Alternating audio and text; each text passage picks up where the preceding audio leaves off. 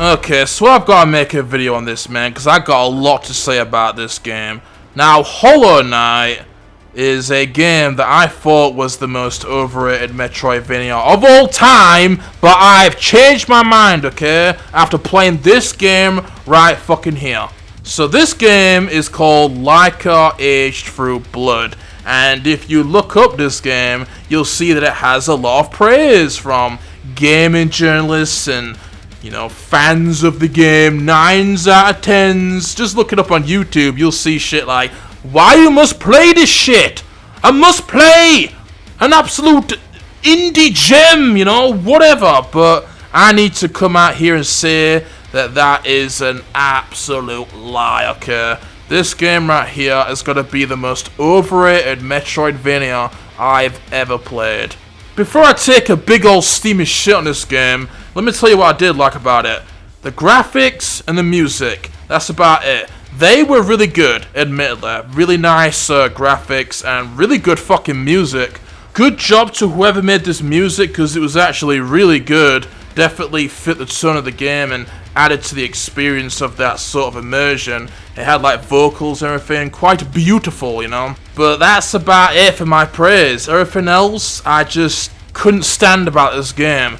Oh man, so where do I start? So this game right here is vehicle based. You actually drive a motorcycle, a dirt bike, rather than, you know, being on foot or whatever.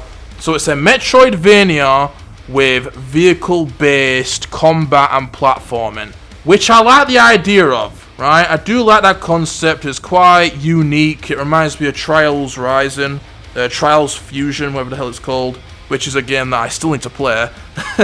So it piqued my interest, you know? And I got this game for super cheap. I think £3 I got this for on PSN. So luckily, I didn't spend too much on this, but even for £3, I feel robbed. And the thing with this game is that it is so unnecessarily frustrating due to baffling design choices. So just a few that I can think of is, first of all, is this just questionable reload system. So, you know, pretty much in every fucking game ever made, if you want to reload your gun, what do? You press a button, right? You run out of bullets, you press a button, and you reload your gun. But for some reason, in this game, they couldn't do that. No, they can't have a simple reload system, which has literally been a thing for, you know, decades at this point, in thousands of, you know, gun-based games. Now, this game has to take such a simple mechanic and make it incredibly annoying. So instead of pressing a button to reload, you have to instead do a backflip, which may not sound like that big of a deal, right? Because you're on a bike, you're doing a lot of jumps and flips, but it is just such an inconvenient way to reload, and it really affects the pacing of the game. Because a great example of it would be like, if there isn't a jump, say you're on like a flat piece of land and there's enemies, you have to then drive back and find a ramp to do a backflip, and it's just so fucking annoying. It would play so much better if you could just tap the button to reload. It is fucking pointless. The only reason I feel like it's actually made this way is to give you a reason to do flips, because, oh, it's a motorbike game, right? You're doing jumps and flips, let's add a reason to do backflips. But why not do it in a different way? Like, why not have like a temporary damage boost or some bollocks? Make it optional. Don't make it such an essential part of the game, because it is so obnoxious, man. And the thing is, it doesn't make the game harder. That's the thing. It doesn't make the game harder. It doesn't add to the game. The only purpose of it is to inconvenience the player and to be annoying. It is terrible. It really is. It may not sound like such a big deal, but if you play this game, you'll know what I mean. I couldn't stand it. Also, something else is just this random, like, boost you get when you drive the bike. It's completely random. There's no consistency to it. But you're driving on a flat piece of land. You'll get these random little boosts, right, of speed, and your bike will do, like, it'll spin. You know, because like a speed boost, that's like the physics of how a bike works. If you, like, do like a jolt of speed, your bike's gonna lift up. It's just how dirt bikes work. But it is so fucking annoying, because you'll be driving on land and you'll just get a random burst of speed, and then you'll just flip over and die, because that's what happens. Whenever you don't land on your wheels and you land on your head or whatever, you die. You have to go back to a checkpoint. I cannot tell you how fucking annoying this is. Countless times, my bike would just randomly fucking wheel it and land on my back, and I'd have to go back to a checkpoint. So fucking annoying, and so unnecessary as well. I don't care about fucking realism. It's a garbage mechanic, and it doesn't even make sense, because that would only happen if you were inexperienced with driving a bike, which, you know, with the lore, right, the story of the game, that would not make sense, because the character you're playing as is an experienced motorcyclist, right? She's been driving bikes for fucking years, so it doesn't even make sense. Unless you're a fucking amateur, that would never happen in real life. Another garbage fucking game mechanic, which is so infuriating, especially since the game likes to throw foreground objects in the way. There's so much foreground clutter in this game, so you'll be driving your bike, right, and you'll go past a foreground object, you can't see your character, and then right at that time, you'll have the random wheelie bullshit, so it's not even like you can see it to actually, like, control your bike. Really? Unbelievable, dude. And something else is when you're in midair. So when you're in midair, right, you can obviously do flips, and if you land on your head, you're gonna die. Something else that is so bloody annoying is not being able to clearly see your character to know which way up you are. Due to certain backgrounds, your character will just blend in with the background, or with like blood effects or particle effects, or just being disoriented. They did such a bad job of giving you a clear view of your angle of what your bike is at. So many times could I not see which way up my bike was, and I died. That happened so many times, whether it was due to the backgrounds blending my character, or the camera being zoomed out so you can't see your character that well, or just like effects and being disoriented. They really needed to add like a hood element around your character whenever you're in midair, so you can see which way up you are.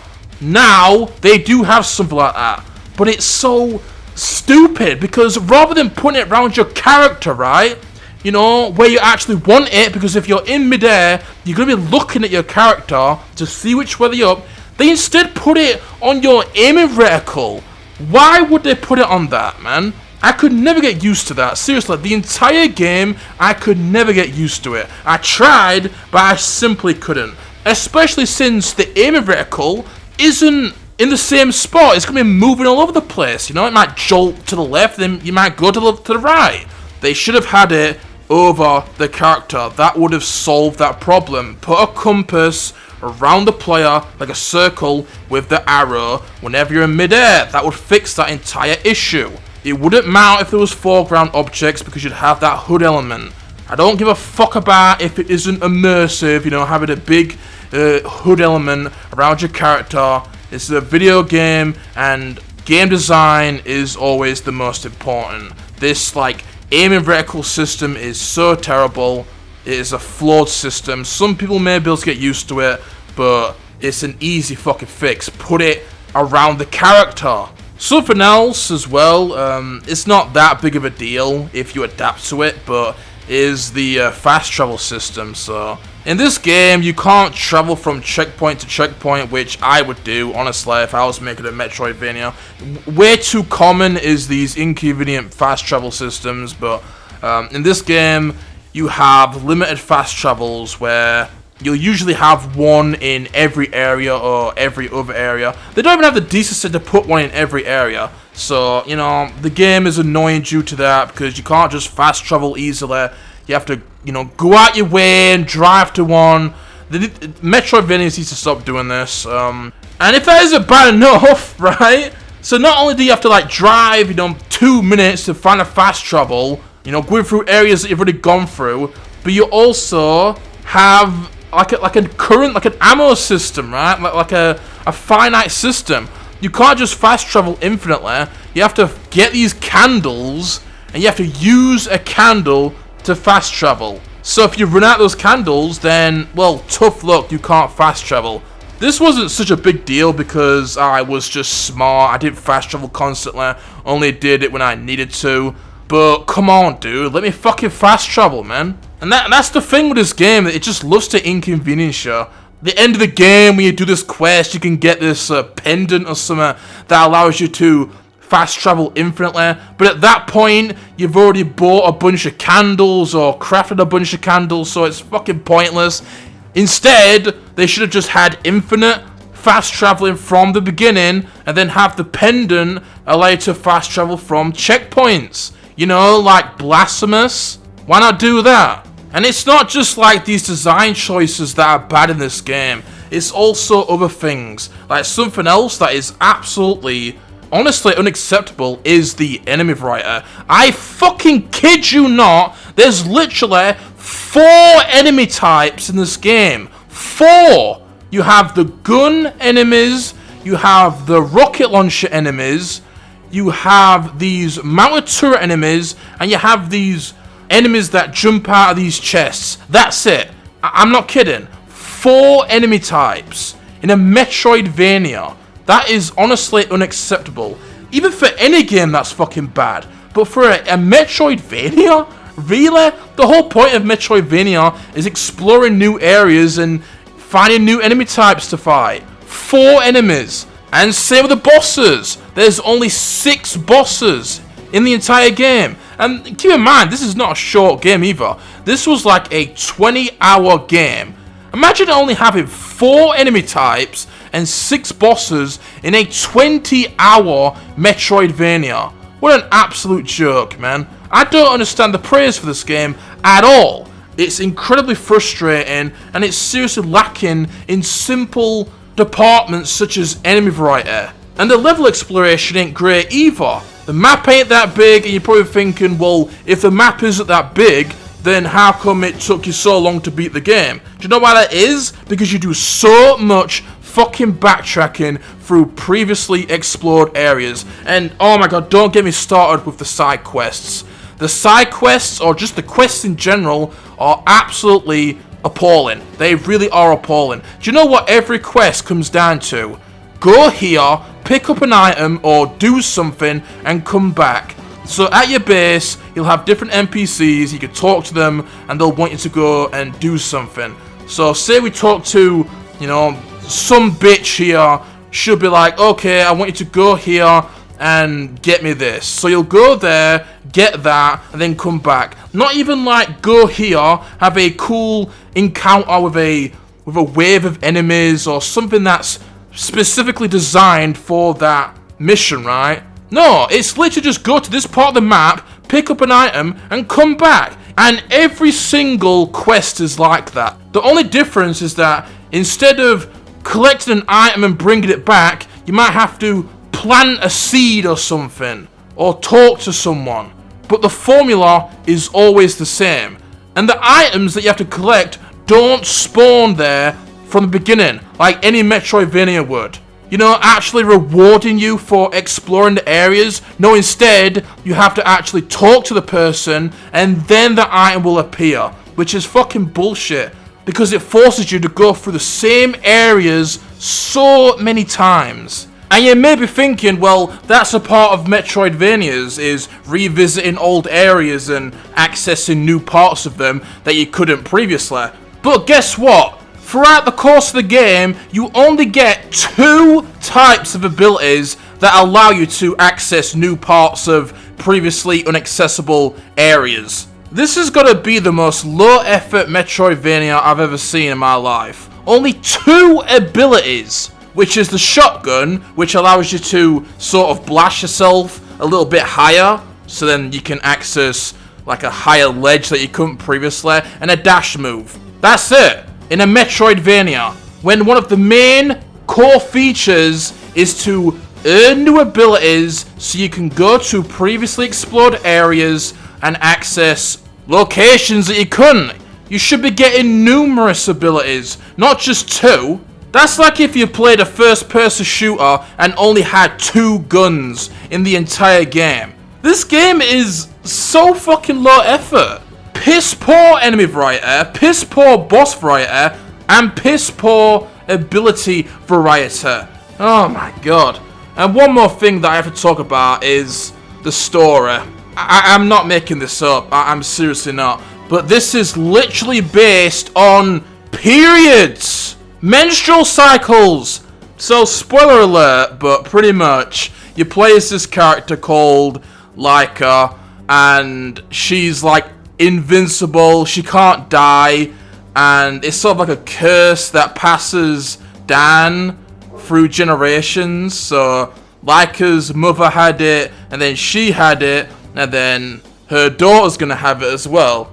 And that's how it passes down, by the daughter having her first period. She gets cursed. What do I even say about that?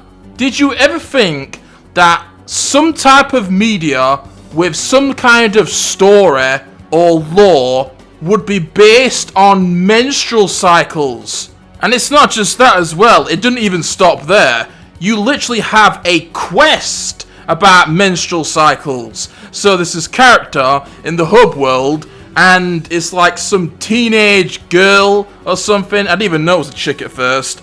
But there's literally a quest featuring this character where you have to find her tampons.